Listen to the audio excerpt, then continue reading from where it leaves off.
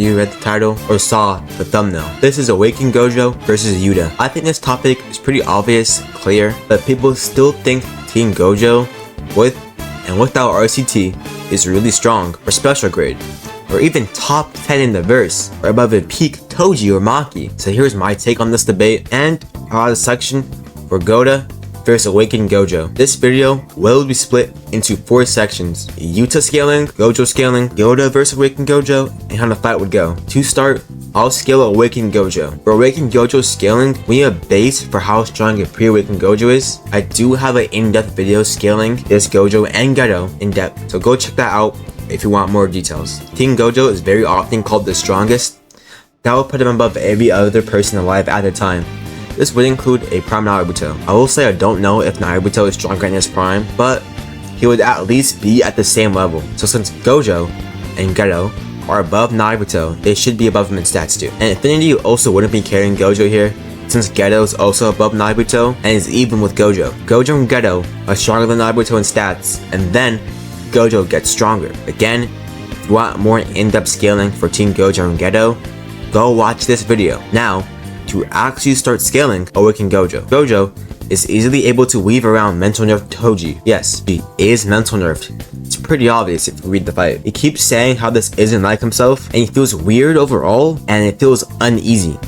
Now we need to know where a mental nerf Toji should scale. A mental nerf Toji should scale to a cloning game's Maki before she beat Naya. More clarification, I'm talking about the Maki that killed the Zenin clan and fought the sumo guy in the first 2 phases of Naya. The reason I say this is because, of course, Maki and Toji are equal, and Maki is also mental nerfed. This Maki is mental nerfed because she stated to be, and I quote, entangled by the sumo guy, who then further says she's entangled in herself, so it's pretty obvious she's mental nerfed. So since Toji and Maki are both equal, when they're both mental nerfed, they should still be equal. You could make an argument that that's not fair, since her mental nerfs could be given bigger or smaller nerfs, but that shouldn't really matter, as this is really the only solid place you could scale mental nerf Toji. And if you don't, then mental nerf Toji and by extension Awakened Gojo are unscalable and unquantifiable. Above Naruto, Team Gojo, and Gojo. To go further into mental nerf Maki scaling, Maki, by this point, could wipe out the entire Zenin clan and Naya. A casual Naya can blitz post-Shibuya Yuji and Choso, meaning that Maki should also be able to blitz Yuji and Choso, and everyone they're relative to.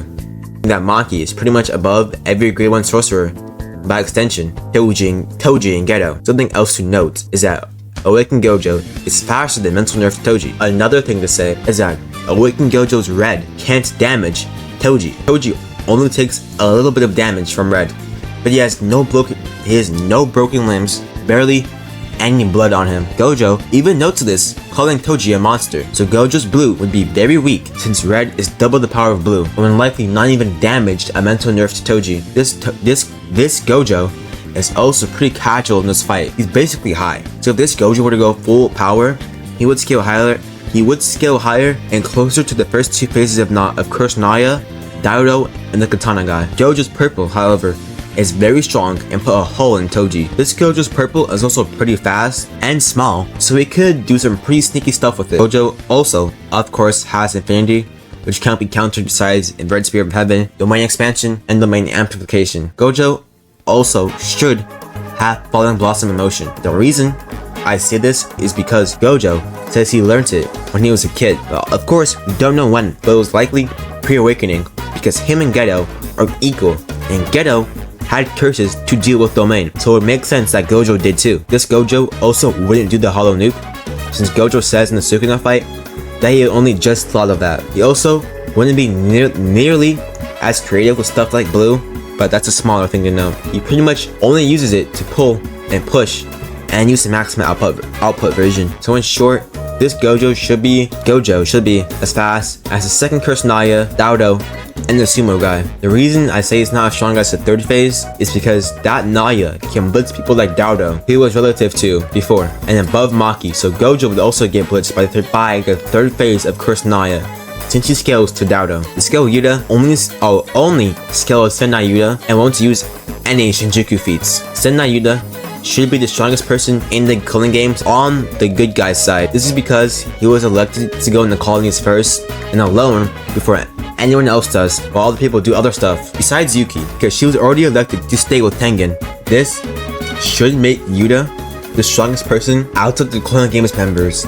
Because if someone else was stronger, then obviously they would have gone to the colonies instead of Yuta. And they didn't even have Akari do it, who Yuta mentioned is stronger than him. The only reason Akari went to fight Kashimo while Yuta didn't is because Yuta was already in the Clan Games while they found out about Kashimo. But what I said earlier is still true. Yuta is then, after the Clan Games, called the Big 3 Heavy of the Jutsu High after Gojo alongside Maki and Akari. This Maki has already awakened, so she's above Cursed Naya. I won't be using any other Sendai Yuta feats since it can't really be used in this debate, and I already have other vids scaling Sendai Yuta. Now, to cover how the fight would go. Yuta should be faster than Awakened Gojo and easily be able to dodge him and his attacks through being related to a Maki who's faster and can weave Cursed Naya. Gojo's red might not do any damage to Yuta as well. This is because, of course, Yuta is relative to Maki in the Cooling Games and should be relative in durability as well. Even if he's low in relative to Maki in durability, he won't be taking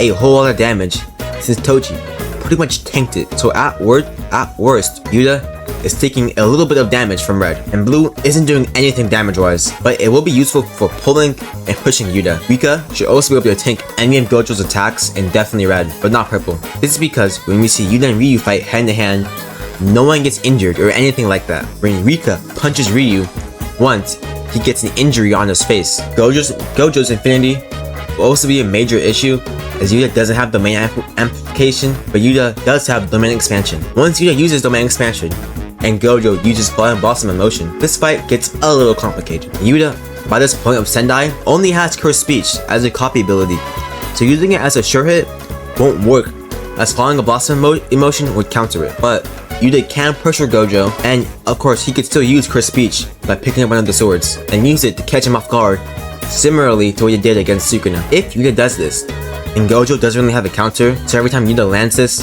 I could see Gojo taking heavy damage from Rika. Yuta also has pure Love Beam, which should just kill Gojo. Gojo's purple also won't be landing.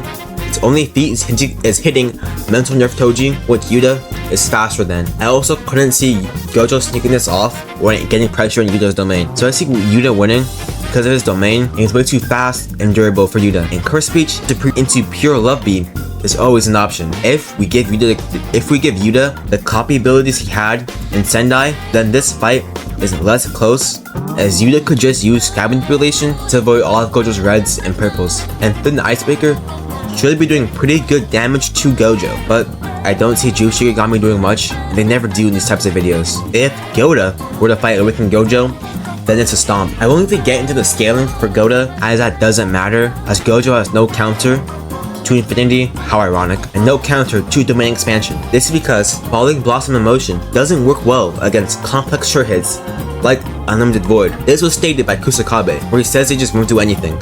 So once Gyota uses Domain Expansion, it's GG's. So, hopefully this video helped show why Yuta is folding Awakened Gojo. Awakened Gojo is scaled way too high, when in reality, he's a Cursed Naya victim. Don't underestimate my GOAT Yuta, but also remember that you should only have Cursed Speech as a copy ability and Sendai. And of course, he can't copy any of Gojo's moves because he doesn't have 6 eyes. Like, sub, peace.